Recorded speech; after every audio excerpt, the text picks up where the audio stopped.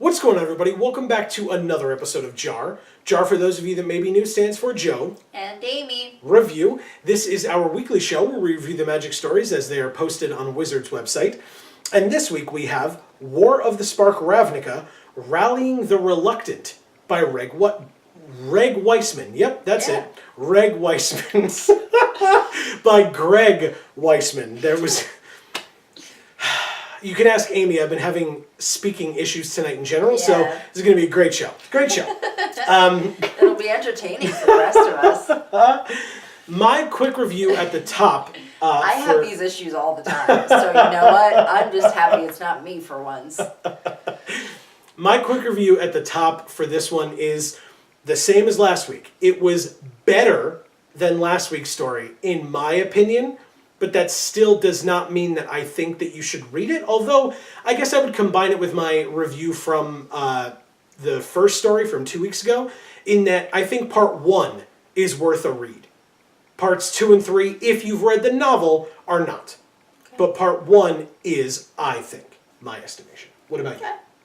That's fair enough. I mean, I guess I concur with that, whatever, but...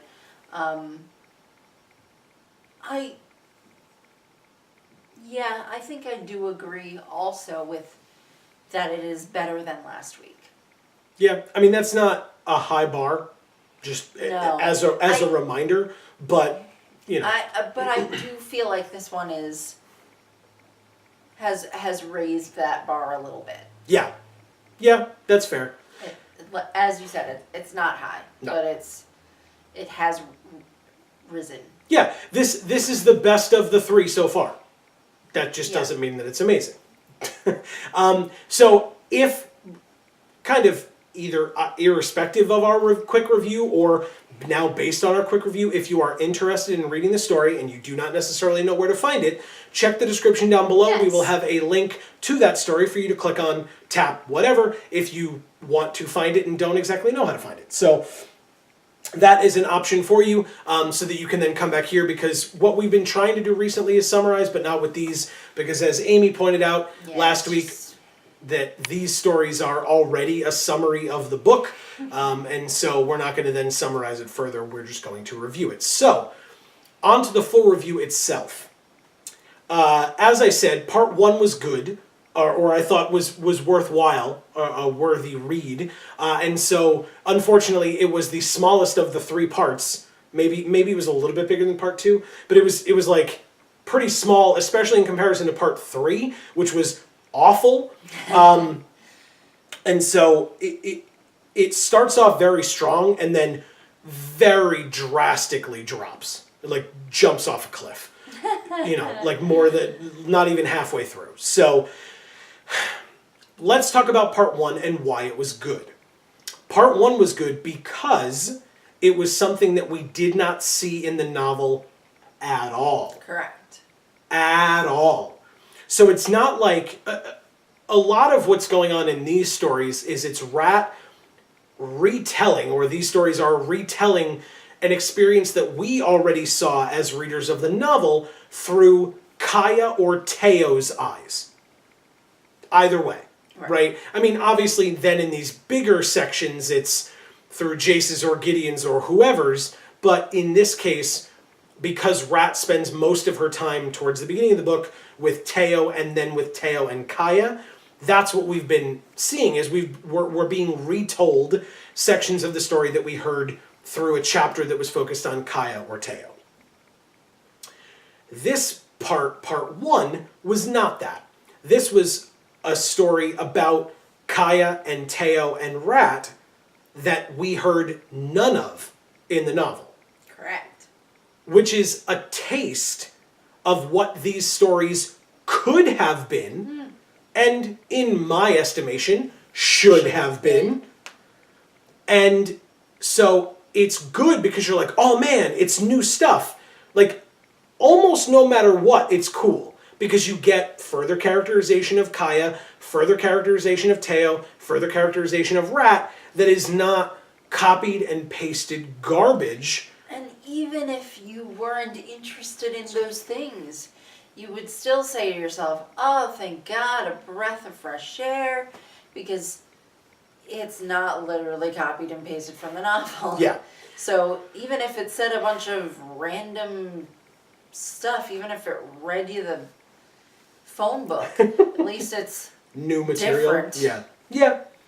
And so because it's new material, there are things for us to talk about that we found interesting about these parts. And I would even venture to say that there wasn't a ton that we found bad about part 1. Right? Parts 2 and 3 definitely have problems.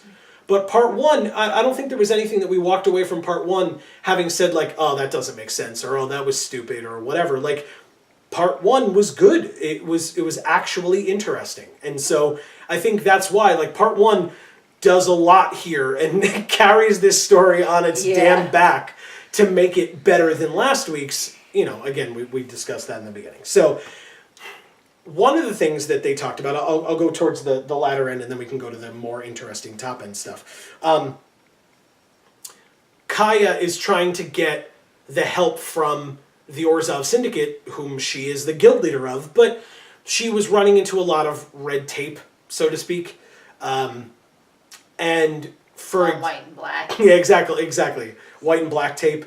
For example, she's meeting with the Triumvirate, and they just aren't willing to help, and we can get to that in a second, because that was very interesting and something that you kind of commented on, I think, very appropriately.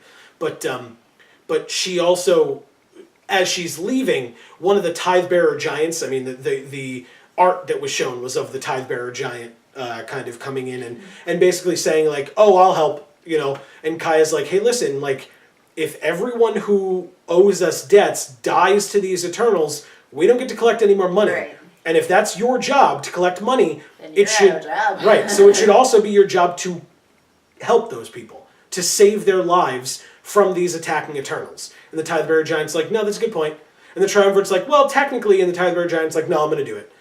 and that was really cool. And even when the Triumvirate puts up resistance to that, Kaya's response is, listen, we're going to lose all of these people as paying us money. She's like, I'm just going to tell this Tithe-bearer giant to just stop doing his job entirely, or I could just forgive all the debts right now if you'd like. And the Triumvirate's like, no, that's good. You can have them. Thanks. They got real scared real quick, which is very cool, because we learned from the story that Kaya has all of the debts of the Orzhov after having killed the Ghost Council of Orzhova. And so she has that ability to forgive all those debts if she chose to, which then would mean that the Orzhov wouldn't be able to keep collecting tithes, if you will, which is their primary mode of support. But what was your reaction to the Triumvirate in this story? I said it was just very typical. I mean, you say that they weren't willing to help, and I don't see it that way. Okay. It was just very typical politicians, so far removed from reality and what is actually happening to the citizens of Ravnica. They're just so far removed, sitting in their little, government building. They just don't understand, like, we'll make a law for that. No, you won't. Yeah. Kaya's like, you'll sure. You'll be dead by then. Yeah. Like, you'll start to write it and you'll be murdered in your seat. Or there will be no one to... There'll be no one left to govern. Yeah. Everyone will be gone. Yeah. Because you can't get out of that stupid mind space long enough to just be able to actually see what's happening in real life in real time. Mm-hmm. Not the weird delayed bureaucracy time that you've created. Yeah. Yeah, when Kaya was like, oh, I need, people to come with me to this gathering of the guilds, and the one pontiff was like, yeah, we'll send people up with you because you're the guild master and we have to keep up appearances. Right. I was like, who are you trying to impress? People are running for their lives. Yeah. Yeah, the people are just being murdered in the street. No one cares about your appearances, you moron. But It's I just think offensive. right, but I think that the cool part is you were able to look at a character and their dialogue and get that upset with Right. that real world comparison. Yeah, we were able to have an actual emotional reaction to something that was written about one of these characters instead of it just being a lackluster or weirdly rote. Yeah, or a piece of repetition that we've heard already. Right, that's what I mean by rote. Sorry, not rote yes. as in written, rote No, yeah. as in repetition. Yeah, and so the one thing that I noted though at the end of part 1 was that it was a very good part. We said that already. Rat had no impact in part 1 whatsoever. No. Rat did the job of a third-party narrator in the story. Because if that story were told by a third-party narrator, you would have lost nothing from the fact that it wasn't from Rat's perspective. Except that they wouldn't have been called, like, Mistress Kaya and whatever. Like, you know, the titles wouldn't have necessarily been there. It would have just been their names, but did that really add that much to it that you needed it to be Rat specifically? Because I don't think so. The only, Rat was essentially there as a camera for us as the reader to be in that space at that time.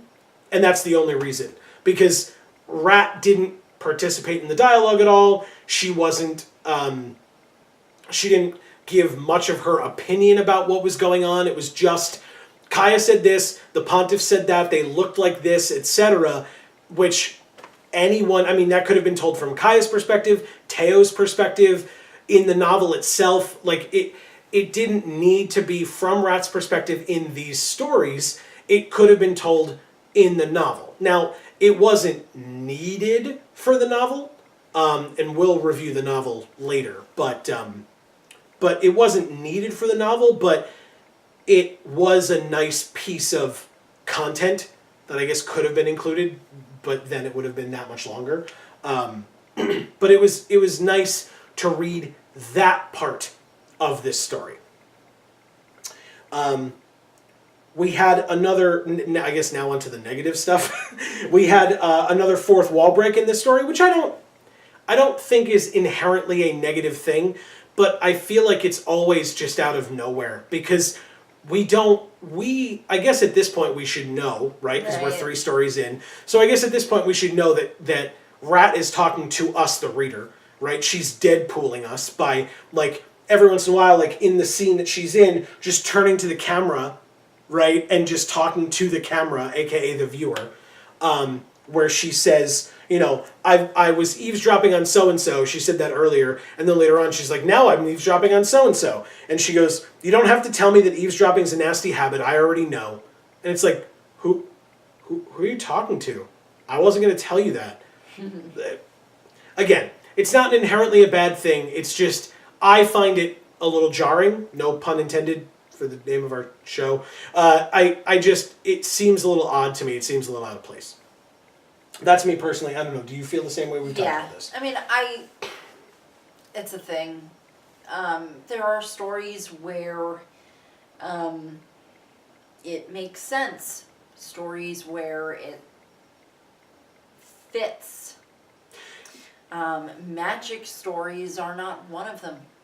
Yeah, I think Sorry this one. About it. No, I mean I think this particular point is one that I wouldn't be surprised if people disagreed with us on, and that's totally fine, right? That you know people can turn around and be like, no, I didn't mind the fourth wall breaks, or I like the fourth wall breaks, and that's totally fine. This is just obviously our opinions. It's our show. That's how it works. But if you're new, we would love to hear your thoughts and opinions on anything and everything, really. That's what the comments are for. So please feel free to add that in there. This one upset Amy quite a bit, so I'll read this one off. What about, first of all, part 3. We're into part 3 at this point, and there were 2 positive. It's a short story this time. Yes, very short, which is fine. I'm okay with it. Yeah. The last story, like the first story, essentially covered chapters 1 through 19, and then story 2 covered 19 to 29, and then this story covered 30 to 32. So it was like, okay, you know, like very abbreviated Right. version. But And if it had been sectioned off in a way where the writing was still impeccable or something, then I might say, okay, that makes perfect sense, because all they did was determine what different arcs and what sections absolutely needed to be all together in one short story.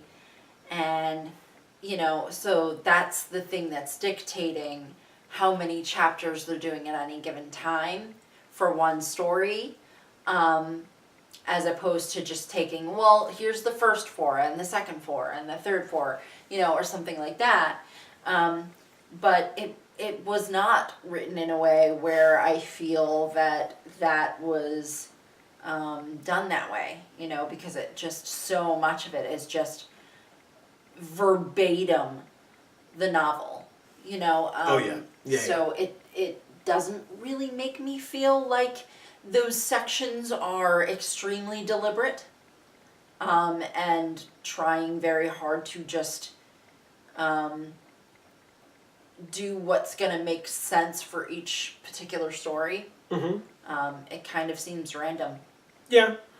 yeah, I mean, they were able to. I say they. I mean, Greg Weisman and then the team that he worked with from Wizards on this were able to take this story, which really was just like, because part 1 clearly wasn't from a particular chapter. It didn't spoil anything from the novel because it didn't exist in the novel. Part 3 and like parts 2, but mainly 3, are the ones that really spoil and kind of, as we've been complaining about, because it is not different, fully plagiarize from the novel and copy and paste a ton of, obviously the dialogue, we know that, but even like most of the descriptions and stuff, which is just frustrating as hell. Yeah. If you don't mind me saying, I mean, it's rather late. If you didn't Very tell, specific wordage that's just exactly the same from one to the other, even though it wouldn't really make sense for it to be worded that way in the first place, let alone twice. Yeah. If you don't mind me saying, I mean, first of all, if you're new to the show, we don't usually get this dressed up for the show. No. We just happened to be, we needed to be somewhere tonight. So it's late now because we had stuff going on tonight. Because, you know, people schedule things on Wednesday evenings even though we're busy. I don't get it. But but reading through part 3, and I don't blame you, Amy is sitting there and she's like, this sucks. I'm so tired. Like, you know, like, can we just, you know, move this along? And like, now you're good because we're actually doing something that's worthwhile and entertaining. Whereas when we were reading part 3, it's like, we've read this already. Right. Like, it's like just nothing's new. Yeah. So let's talk. There were 2 interesting points, but let's hit the negative first, actually, because it's the order that I wrote it down in. It's the order that it happened in the story, and then we can talk about the positives. But this is the thing that I think you'll go off on, and I don't disagree with you, but I think you have a stronger opinion on it than I do. We have part 3, if you didn't read the story, is the portion of the novel where Jace calls for the Guildmasters and the Planeswalkers to all gather in the Azorius Senate building where they're going to discuss their plan. And then you find out what the rest of their plan is going forward for the 7-point plan that they have for the different things that they have to do. So they have to split up their forces to go accomplish these different tasks, which was great. That's a really cool part of the novel. I appreciated it. You get to hear from a lot of voices without it feeling too clustery. Yeah. And then you hear it again in this story and it sucks. But... And typically in that situation I would be like, don't split the party. Never split the party. Right, and I don't disagree with you. I definitely don't disagree with you. But there are so many planeswalkers there. And it's obvious that they need to split up because there's so many different, very specific tasks that need to happen. And all kind of in a very short period of time. And as quickly as possible. Yeah. Plus, you can't really have what would be more than 36 planeswalkers, I guess. Excuse me. You can't really have 36 planeswalkers attempting to stealthily traverse the city to get to, the Immortal Sun and the the Beacon and all these other places to try to turn all these things off or whatever. You get 36 people sneaking down the street Okay, everyone, quietly follow me. yeah. And you've got a Minotaur and a Nyxalis, it's not going to happen. So That would be a funny comedy sketch or something. I mentioned earlier something about a sitcom. We heard a song that reminded me of a sitcom theme song. Yeah. And So maybe we can picture them all just... Oh, yeah. You'd see them sneaking along and then they just kind of, look back up at the camera or something like that. But anyway, so this story, again, still being told from Rat's perspective for some reason. And again, there are 2 points where it makes sense. But otherwise, it's just a retelling of Jason Gideon's speech to the Planeswalkers, Right. the kind of resistance that they received from the other Planeswalkers. But one thing that you can tell... What? I keep yawning. Oh. Yeah. Just saying sorry because it's late. Yes, it's very late. I have work very soon. This was an instance where Rat is telling us something, right? Because we know she's talking to us. We just talked about that with the fourth wall break, and it's not the first. So we know Rat is talking to us, but Rat's not... one of the things that Rat ends up saying... And this is, like I said, this is where Amy can go off. But Rat comments, she's overhearing a conversation between Jace and Gideon. And Gideon says something about Vraska's actions. And Jace turns around and in a low whisper, but a stern whisper, says that Vraska's actions were totally justified and etc. And I didn't say totally justified. Sorry. That whatever he says in defense of Vraska. I didn't write down the quote, but whatever he says in defense of Vraska to Gideon, and he's like, you don't know her. And Gideon's like, I guess I don't, or you don't know her story. Right. And he's like, I guess I don't. But the book and this story describe it as being a very quiet... Yes. Well, because he didn't want to make a scene. He's around all these other people. Right. Now, Rat is the one who sneaks around and is able to hear all these things, and so... She's always listening. Right. So that somewhat makes sense. That she would... people can't really communicate with her because they don't even know she's there. Right. So... she's able to sneak around, and so that makes sense that she would be able to be present to hear that. What doesn't make sense is when Rat just blatantly states, it's very clear that Jace is in love with Mistress Vraska, and I think they'd make a really cute couple. Not clear. Not clear at all. Again, it's just a way to let people who are reading this story know that thing occurred, that Jace and Vraska have a past. That they're exes. Even though... Jace with a different ex this time. That is a deep lore JaAR joke, if you guys are new. But yeah, it's a way, they showed us by Jace defending Vraska to Gideon, they showed us Jace has a very strong appreciation for Vraska. If you had not read the Ixalan stories, maybe you wouldn't know that it was a romantic feeling necessarily, but you know that there's something there where Gideon kind of makes an offhand comment because he's like, look, there's a giant dead sphinx right here that was turned to stone by Vraska. Right. She's, that was a little ridiculous. And Jason's like, don't you dare. She's totally justified. This is what, whatever. Again, not necessarily totally, but she had her reasons. Say, don't you dare.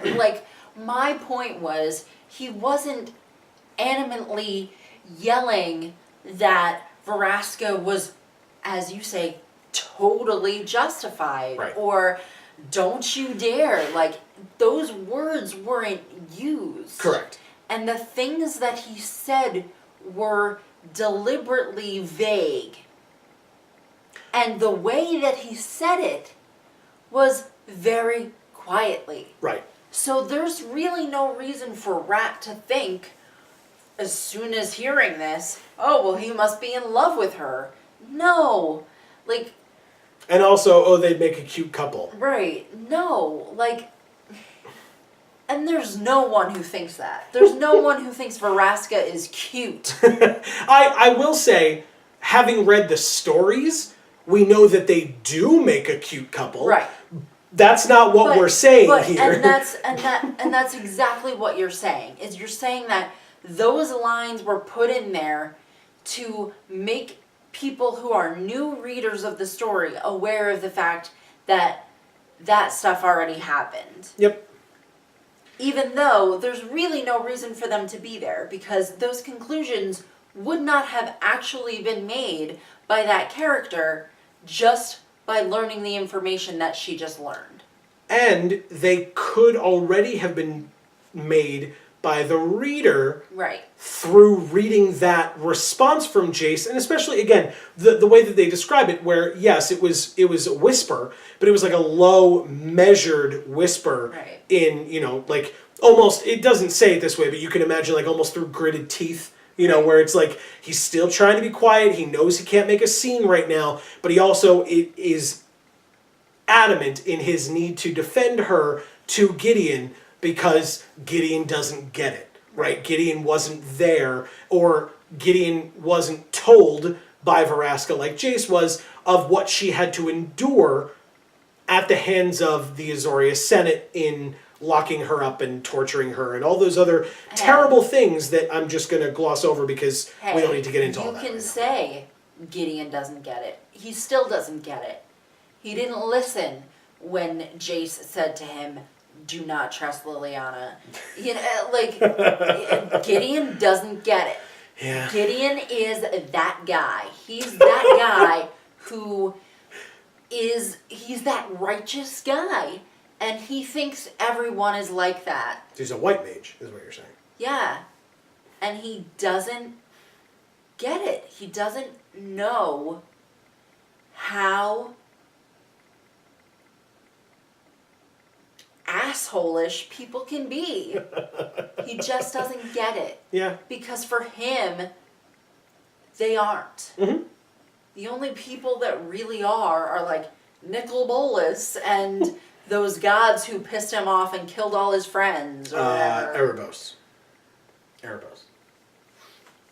From... And still, after Amonkhet, he still then changed his mind about all gods being assholes, and now he just thinks that one god is an asshole, and, other gods are cool. So it's like, okay, you just don't understand that, like, some people are just straight up dicks. Yeah, because everyone can be redeemed, I think, is the idea that he lives off of. That everyone is good deep down, or something to that effect, something like that. Yeah, he's that guy. I'm not that person. I am much more cynical than that.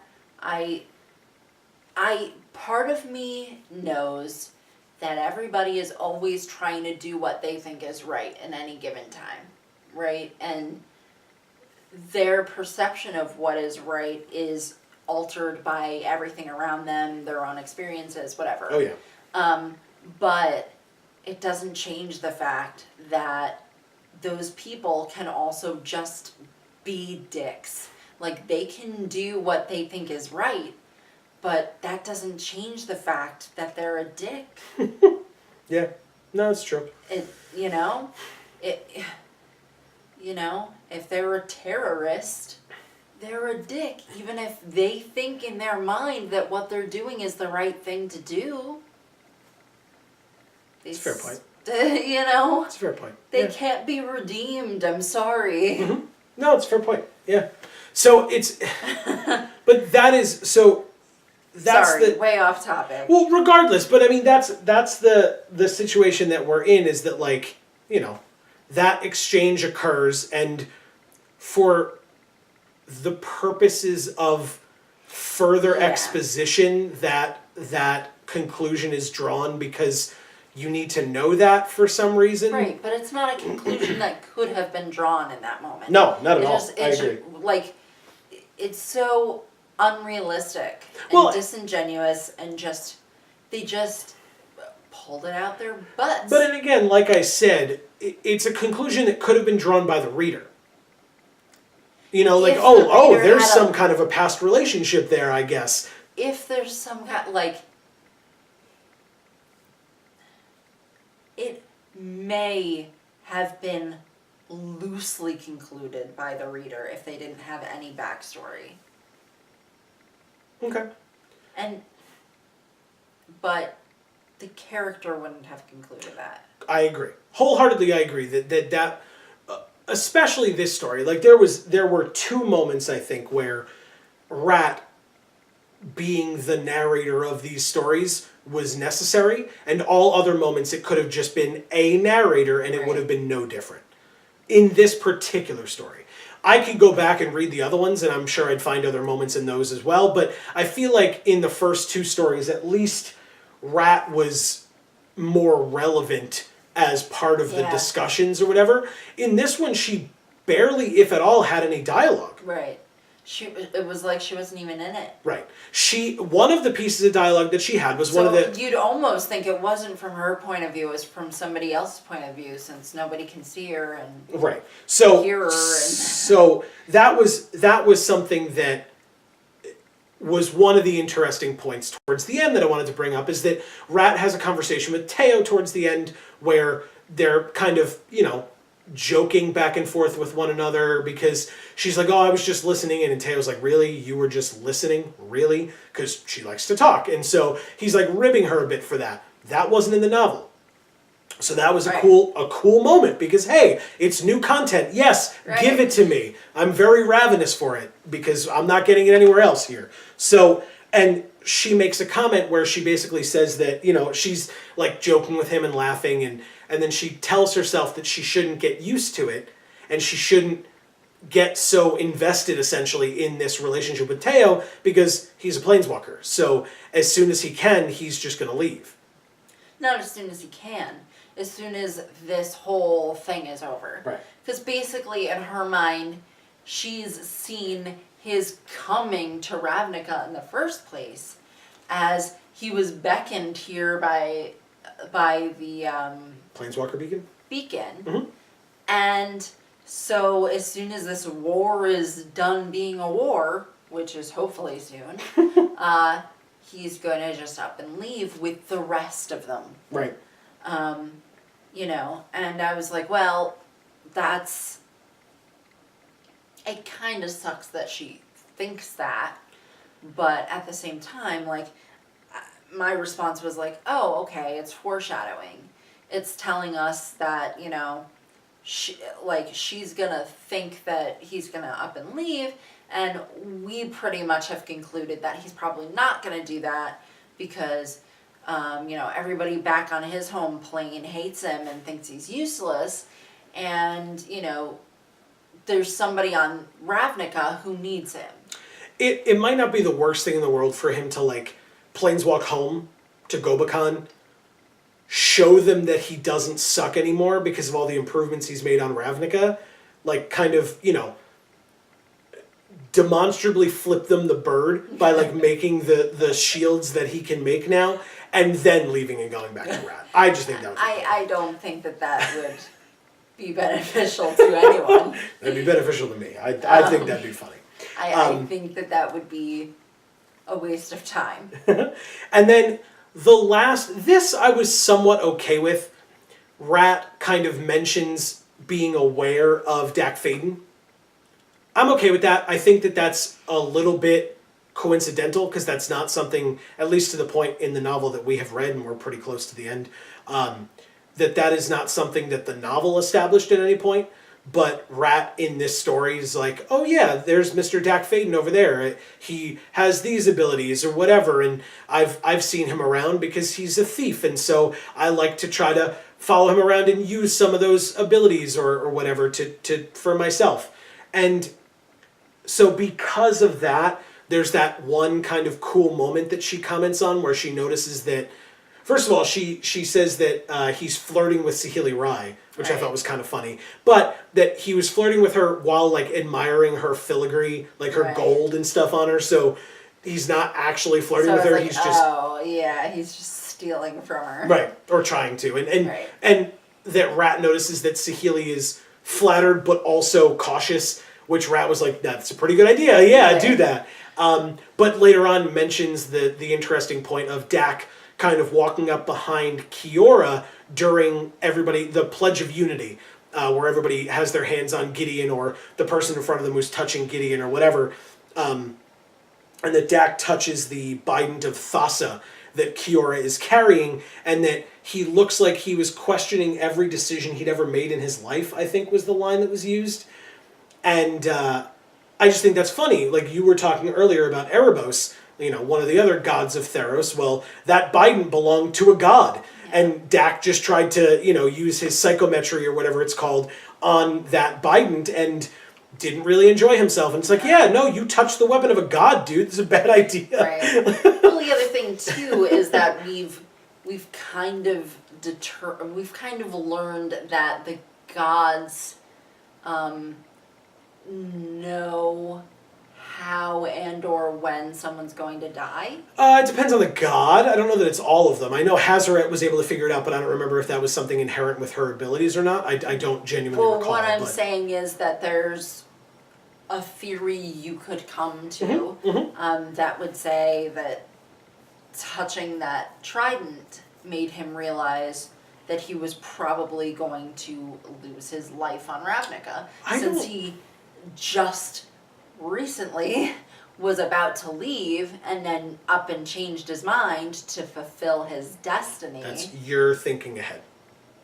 Oh. That happens later in the book when he's on Amonkhet on his mission, which we haven't gotten to yet. This is when they're deciding on the missions. So don't mess up. This is why it sucks. Yeah. Because it's so damn confusing that like the book is out, but these are like backing you up in the novel and stuff. Yeah, no, this is before he is on Amonkhet with Senmut and Karn and Ob-Nixilis. Yeah, of course. This is before that. Yeah. Sorry, everybody. That's fine. I mean, that's my point. Is that like, it's confusing. It's not really spoilers because everyone knows that Dak at least gets his spark taken out. Right through the trailer. Yeah. So, and we haven't gotten to that part in the book yet that we're up to, but it's gonna happen eventually. But but yeah, I thought that was kind of interesting that he touched the Bident, but I don't think that he would have seen his own death because, like you said, he chooses to come back later on, which the novel doesn't touch on it at all. Again, to the point that we're up to. So I'm not so sure. I'm not so sure about that, but. But maybe he sees his destiny, since later. Again, it's not touched on in the novel at all, and we hear the story from his perspective, so I highly doubt it. But anything is possible. So maybe it's just random. I don't know. I think it was just a funny throwaway line. I don't think it was super relevant. I just think it was kind of cool.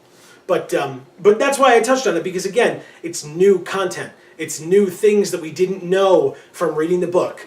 And that's all of those things are good. I want that. Give that to me, and none of this other BS where it's like a huge part 3 with, again, maybe 3 or 4 lines that make sense. And then other things like Rat's conclusion about Jace's love for Vraska that are shoehorned in there so that we can know the things that we're supposed to know, even though Rat wouldn't know them because these characters are no one that she's ever met before. Right. So it's just a way to get this information out there to people who aren't reading the book, even though you're the same dude who wrote the book. So why wouldn't you want people to read the book?